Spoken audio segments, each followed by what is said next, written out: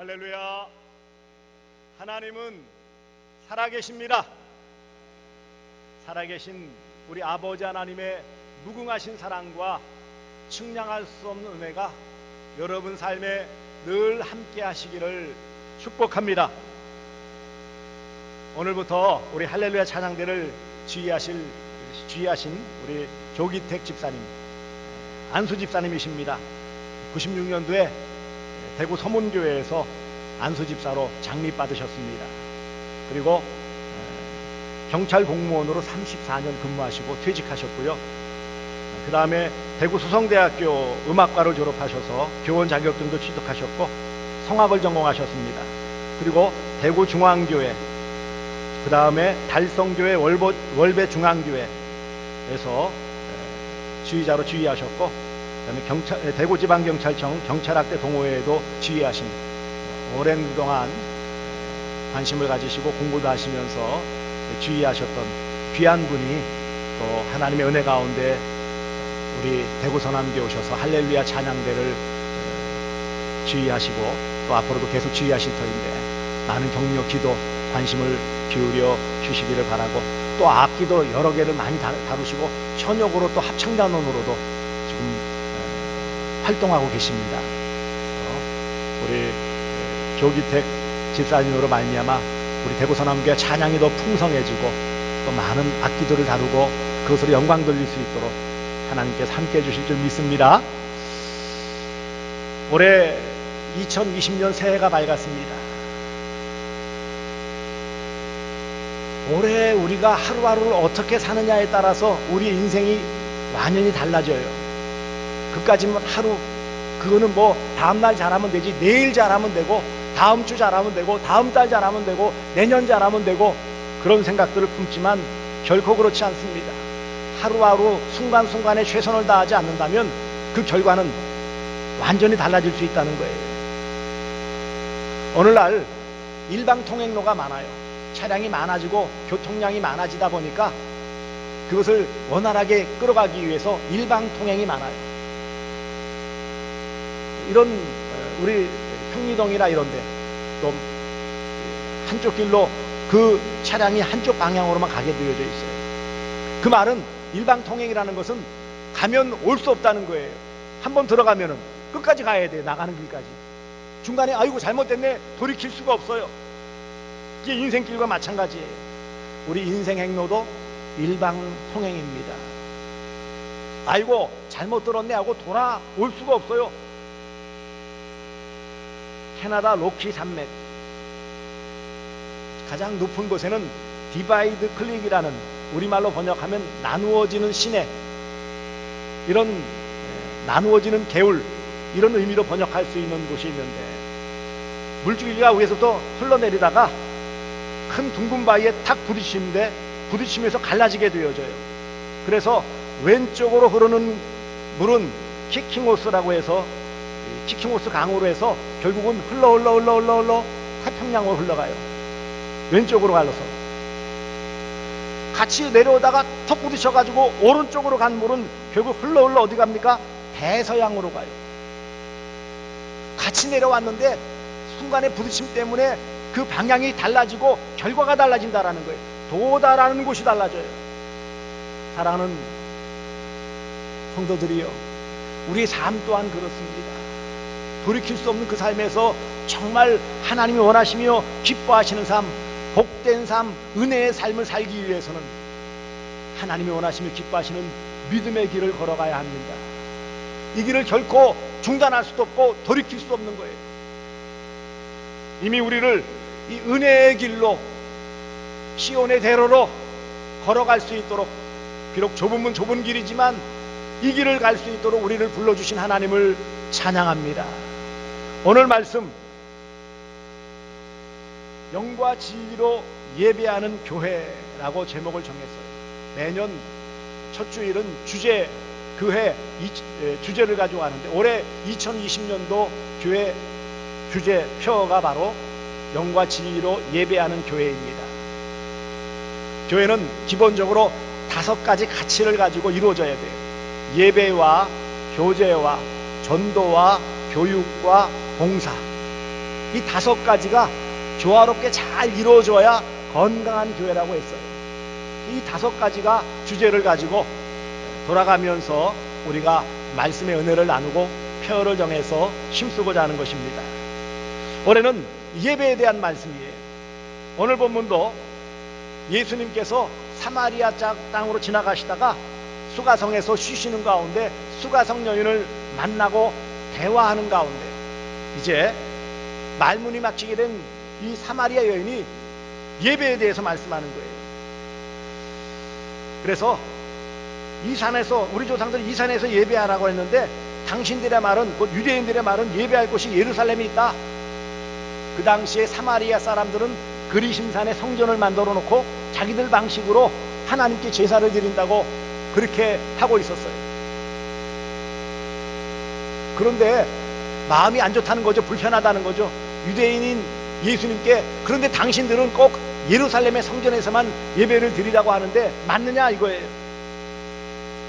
그럴 때 예수님께서 여자여 내 말을 들으라. 이 산에서도 말고 예루살렘에서도 말고 너희가 아버지께 예배할 때가 이른다. 아버지께서는 참되게 예배하는 자들을 찾으시는데 영과 진리로 예배하는 자를 찾으신다 라고 말씀을 하고 있어요. 왜 수가성 여인에게 너 잘못했어, 회개해야 돼, 하나님 제대로 믿어야 돼, 옛날 잘못된 그런 생활을 다 청산하고 이제 똑바로 살아야 돼 라고 말씀하지 않고 예배에 대해서 말씀했을까요?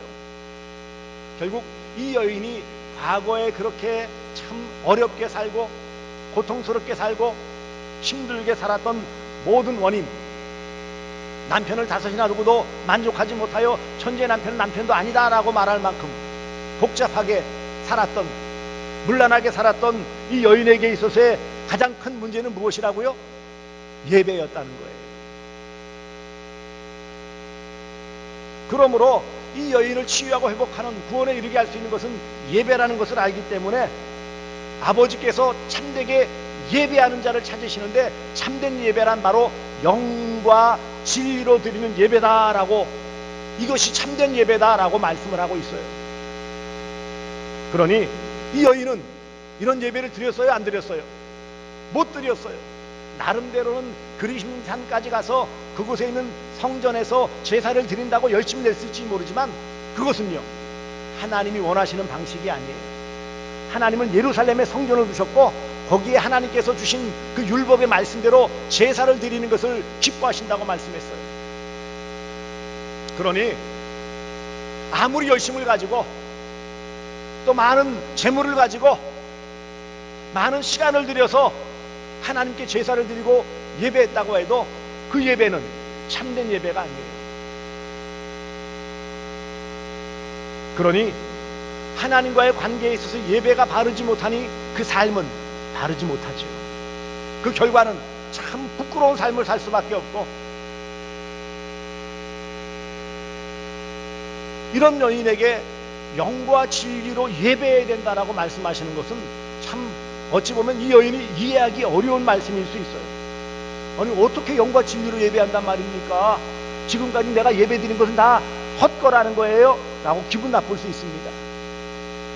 하지만 예수님은 23절 이어 24절에도 여전히 하나님께 예배하는 자는 영과 진리로 예배해야 한다, 이 말씀은 당신의, 너의 그런 인생의 문제, 고달픈 삶을 살아갈 수밖에 없는 것, 우여곡절을 겪을 수밖에 없었던 모든 원인, 지금 불행하다고 느낄 수밖에 없는 삶의 원인은 바로 하나님께 예배 드리는데 실패했기 때문이다 라고 말씀하는 거예요.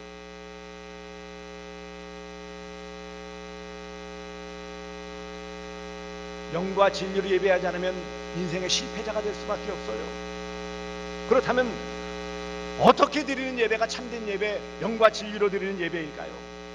하나님은 오늘 본문 23절에 아버지께서, 곧 하나님 아버지께서, 아버지 하나님께서 참되게 예배하는 자들을 찾으신다 그랬어요.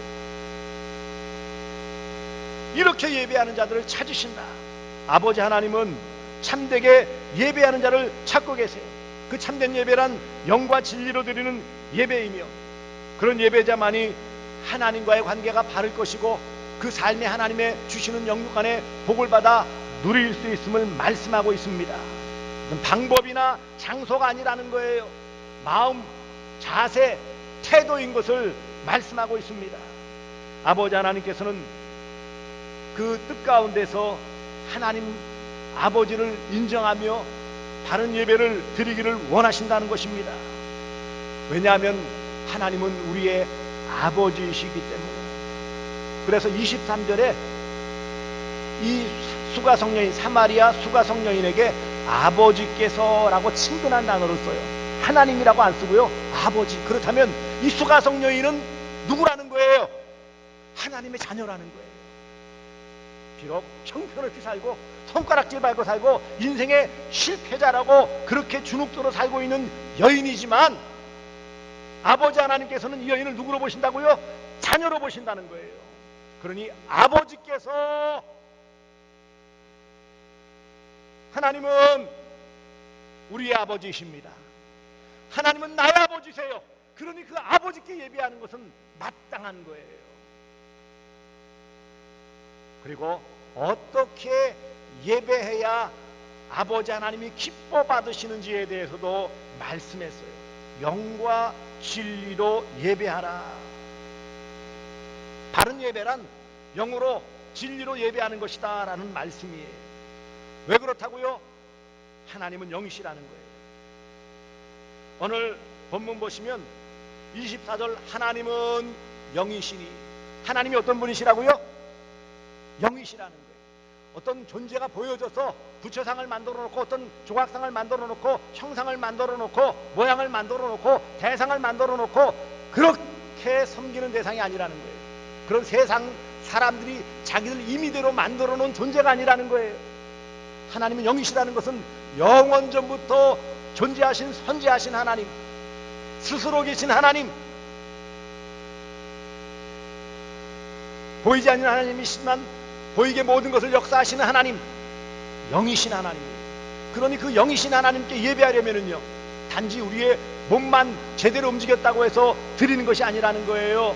무엇이 함께 해야 된다고요? 우리 영으로. 그래서 영으로라는 것은 물론 성령으로도 번역할 수 있지만 우리 영이에요.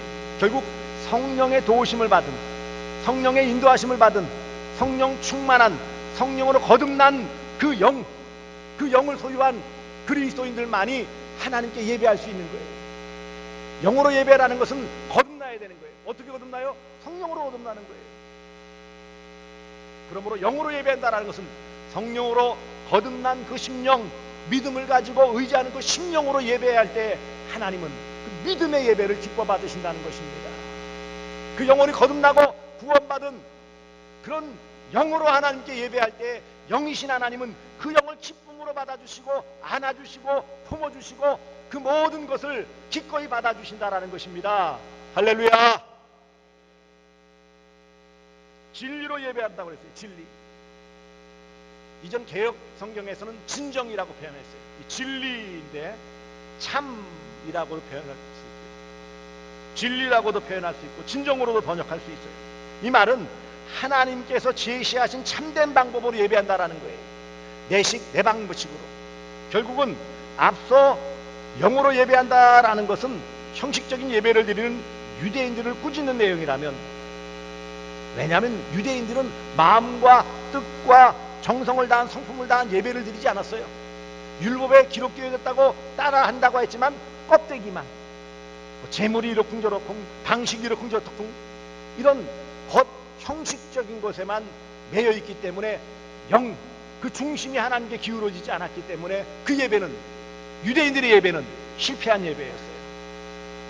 또 한편으로 진정으로 진리로 예배하라는 것은 참된 방법으로 하나님이 원하시는 진리의 말씀대로, 율법의 가르침대로 예배하지 않은 사마리아 사람들의 예배의 잘못도 꼬집는 거예요.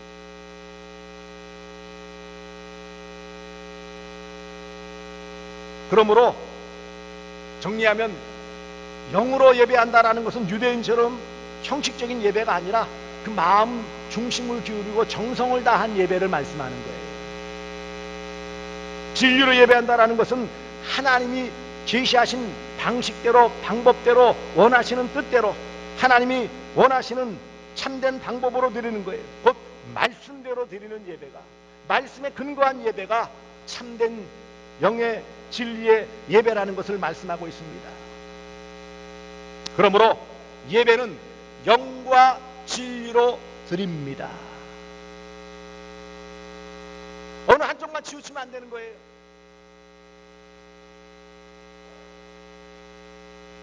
마음은 드린다고 했는데 하나님 원하시는 방식대로 드리지 않으면요, 그것은 하나님께 드리는 것이 아니에요. 하나님께서 드리는 방식대로 한다고 하지만 그 중심을 기울이지 않는다면 그것 또한 참된 예배가 아니에요. 예배는 아버지 하나님께 드리는 거예요.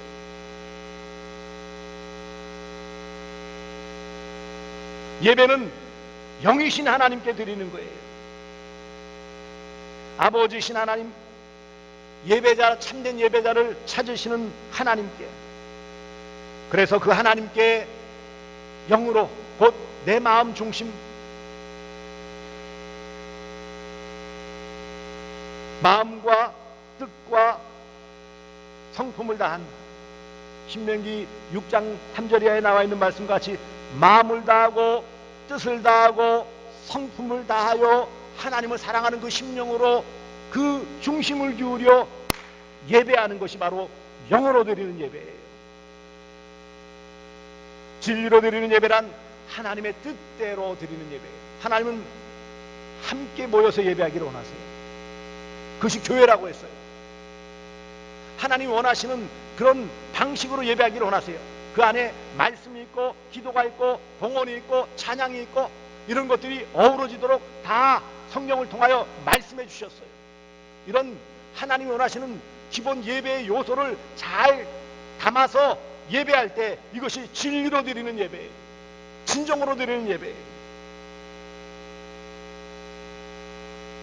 영과 진리로 예배하는 자만이 하나님의 마음을 시원케 할 수 있습니다. 하나님 받으시는 예배예요. 아무리 열심을 내고 아무리 많은 것들을 준비하고 아무리 멋진 것으로 잘 꾸며도 아버지 하나님이 받으시지 않는다면 그 예배는 실패한 예배예요. 예배일 수가 없어요. 비록 초라한 곳에서 많은 것을 드리지 못하고 여러 가지 불편한 요소 가운데 있다 할지라도, 그러나 모인 성도들이 그 중심을 기울여 마음을 다하고 뜻을 다하고 성품을 다하여 그 중심을 온전히 기울여 예배하고 하나님이 원하시며 기뻐하시는 방식대로 말씀을 듣고 찬양하며 기도하며 자신의 믿음과 그 모든 것을 기울여 하나님 앞에 헌물을 드리는 그 예배를 하나님은 기뻐하십니다.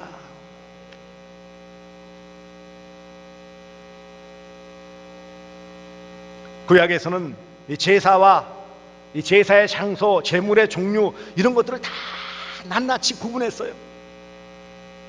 제사장만 드릴 수 있었고요. 제물을 드리는 방식이 다 있었어요. 제물의 종류가 달랐어요. 제사의 방법도 달랐어요. 그것을 나누는 방법도 달랐어요. 제사법은 대단히 복잡했어요.